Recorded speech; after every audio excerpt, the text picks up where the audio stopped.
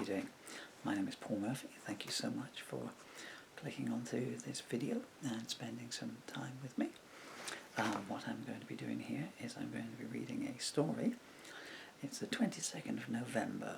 Really, I would have liked to have recorded this at Christmas with some trees and lights on, because this is Emily and Bill Meet Santa, brackets, and Rudolph, taken from my book, The Emily and Bill Anthology. And there is the lovely Emily on the back cover. The snow was falling thick and fast on this December morn, but not one child throughout the land did feel at all forlorn, because this is a special day. That fact you must believe. A day of anticipation. A day called Christmas Eve. In a house, I won't say where, a young girl tells her mum, "I'm going out to play a while. I'm in the mood for fun." Her mother smiles, "Wrap up warm, and don't forget your hat. You don't want the sniffles on Christmas Day, you can be sure of that." Emily did as she was asked, and then she ran outside to the little box in the back of the shed where her magic carpet hides. When she knew no eyes were taking note, the carpet she unfurled and floated up into the air and away to the unicorn world. Now, can you keep a secret? Well, her best friend Bill, you see, is not a boy or girl, oh no, but a unicorn is he.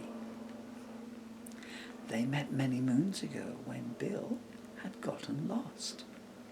He'd flown his carpet way too far, and alas, was paying the cost. He chanced upon young Emily and told his tale of woe. She helped him remember his way home. You'll guess the rest, I know. They became the best of friends, and that's how they'll remain. And the reward of her own magic carpet makes sure they meet again and again and again. Now over the snow-cloaked trees and fields Emily goes a-soaring, when she hears a voice cry, "Help, help, help," in a tone that's most imploring. Emily makes the carpet stop and hover in the air. "Who needs help?" she calls out. "Who needs help, and where?" "Look to your left, oh pretty girl. You see that huge great tree? If you look up, in the topmost branches, that's where you'll see me."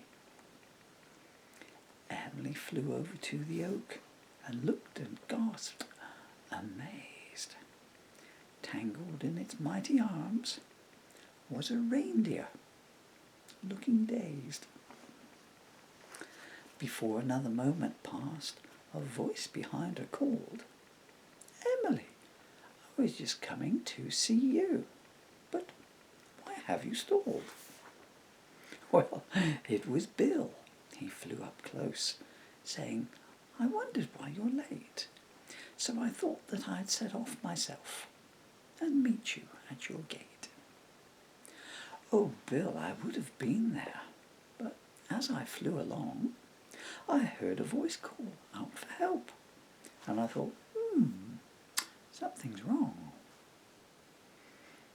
"I hate to stop your catching up," the reindeer politely said, "but can't you see I'm stuck in this tree with a big bump on my head?" Emily and Bill flew in close and said, "Well, you don't see that every day. A reindeer tangled up in leaves on top of an overturned sleigh." "Are you hurt?" asked Emily.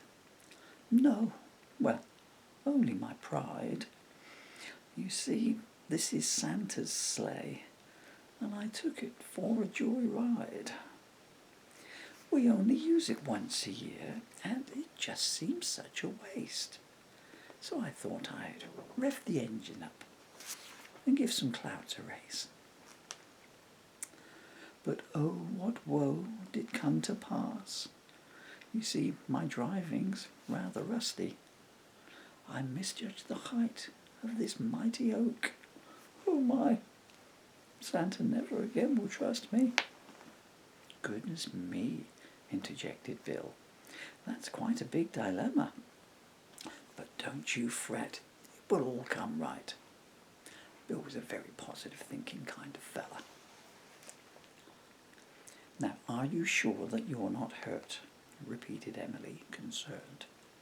I see your nose is very red. I hope it did not get burned.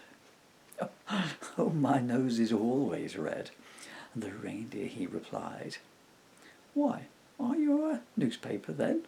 Asked Bill, who could not keep his joke inside. No, but thank you for the laugh. I needed to be cheered up. But can you help me get free, please? And get all this carnage cleared up? We're already on it, said Emily. Bill, you take his left side. We'll get our carpets underneath his legs, and upwards he will glide. And while we are doing that, let us all get introduced. Okay, hello, my name is Rudolph. Yes, that's something we deduced.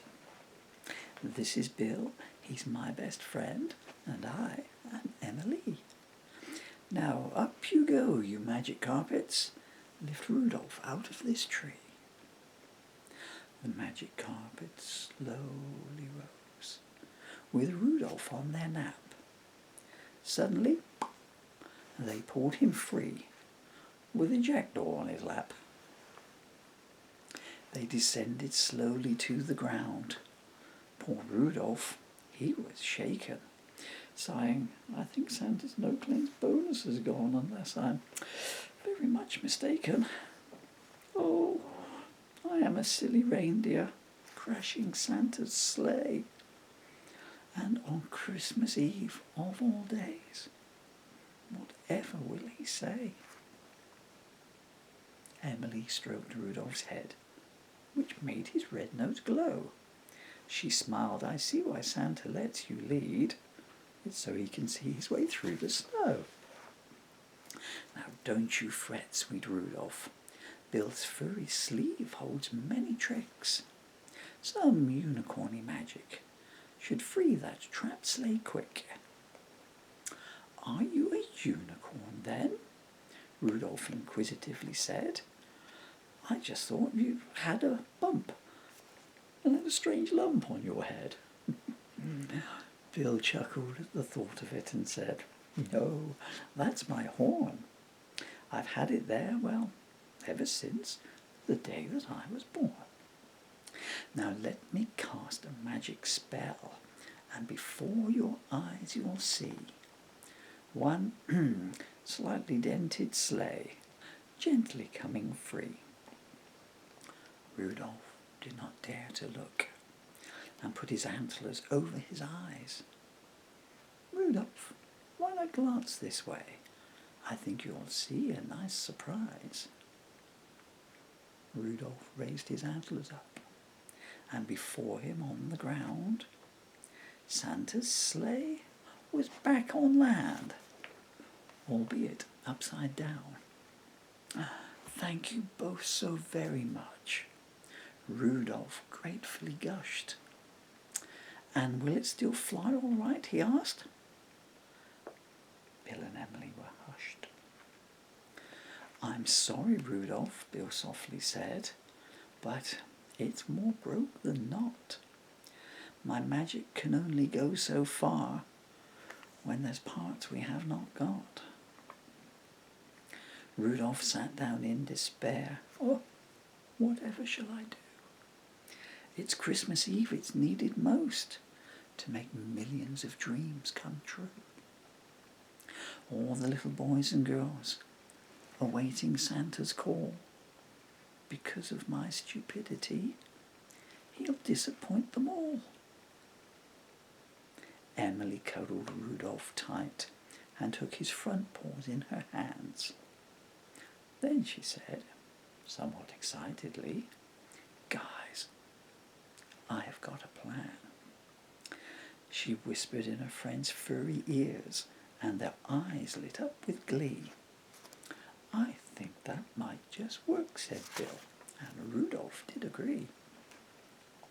First from in the sleigh's toolbox, Rudolph retrieved a rope.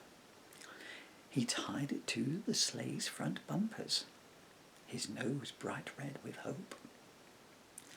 Then Bill shook his unicorn tail, and the rope began to move and lashed itself to the magic carpets. Emily's nodding head approved. The carpets lifted into the air, and with an almighty heave, the sleigh jumped up and came back down. The right way up, would you believe? Phase 1 of the plan complete, Bill said with a chuckle, as Rudolph got in between the reins, with his seatbelt safely buckled. Emily jumped onto her carpet, and Bill, he leapt on his, and with the most enormous whoosh, up they all did whiz. Emily and Bill held tight as skyward they did go. Behind them, one remorseful reindeer, and a sleigh marked "I'm on tow."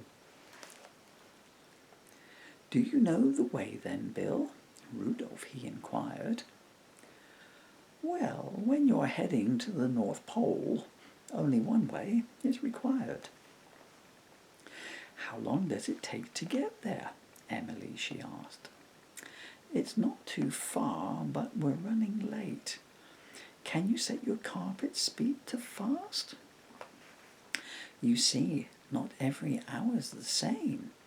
In some countries it's already night." "Top speed it is then," chuckled Bill, and Rudolph held on tight. They zoomed on for what seemed an age, but wasn't long at all. If only you had a mobile phone, Rudolph, you could have given Santa a call. "Turn left at that glacier," he called, and that's what they did do, where a sign saying, "Welcome to the North Pole. No salesman, please," came into view. "There's Santa's ranch," cried Rudolph, pointing with his hoof to a building with 1,000 Christmas lights flashing on its roof. "Coming down to land," said Bill, and they began to descend. "I can't believe I'm at Santa's house," shrieked an excited girl to her friends. "I don't think it's a welcome home," said Rudolph, adding, "Oh, by golly, Santa's standing on the front snow lawn, and he doesn't look too jolly." "Rudolph Red, where have you been?" said Santa, rather piqued. "And what has happened to my sleigh?" Poor Rudolph couldn't speak. Then he raised his antlered head and said, "I've been naughty, I confess. Because when you know you've done something wrong, owning up is best. I wanted to ride on the skies. It's been a whole 12 months. And I wanted to try a pleasure trip, not a working one, for once. Oh, Santa, I am so very sorry. Look what I have done. I accidentally flew into a tree." "Well, I'd hate to think you flew there for fun." Santa patted Rudolph's back and said, "At least you got home safely. And this is Emily, unless I miss my guess. But, the horns chap name escapes me. Why, Santa, how did you know who I was? Asked Emily, amazed. Santa smiled. I know every child on earth. They all fall under my gaze. And now the snow has cleared a bit, I can see your grand companion. A unicorn. Oh, they are so good. But there's a problem I had not planned on. All the gifts are ready to go, but how can they be delivered? The four stood silent in the snow, and at the prospect they all shivered. Wait, silly me, smiled Emily. With all this excitement, I'd forgotten. Bill and I have a plan, you see, to salvage this plight, most rotten. I believe you have 2 lists. That's what my parents taught me. Santa nodded. Yes, that's true. Emily said, that's why I'm never naughty. Well, maybe sometimes, giggled Bill, thinking of all of their adventures. And where's my card, Bill? He went quiet. Emily had already sent hers. Santa, I was just wondering, could I have my present first? My, what a selfish child, said Santa, thinking, when the day looked like it could not get any worse. But yes, I suppose since you are here, and I can't come to you, I may as well deliver at least one present. It's the best that I can do. And you rescued my dear Rudolph, so accept my gratitude. But I must say, if this was November, I'd remember your self-centered attitude. I believe it was this doll's house you wished for Christmas morn? There's been a change of plans, smiled Bill. Emily's new list is on my horn. Bill went up to Santa's side, and Santa took the note. He read it, and his face grew the hugest grin. This is the best letter that you wrote. What does it say? Asked Rudolph, full of curiosity. It says, Santa, can I change my wish to a new sleigh, if you please? Santa said, you sweet, sweet girl, now I see your plan. I can't make a new sleigh for myself in time, but if it's a child's gift, I can. Santa rushed off to his workshop and boomed, Elves, stop the press. A special girl needs a special sleigh. They said, it's a rush job then, we guess. Santa gave a great big laugh, and the elves turned to their task. Do you have a blueprint? The foreman elf of Emily asked. One just like Santa's, if you please, Emily directed. Maybe with extra bumpers, Rudolph added. Yes, that's what we expected.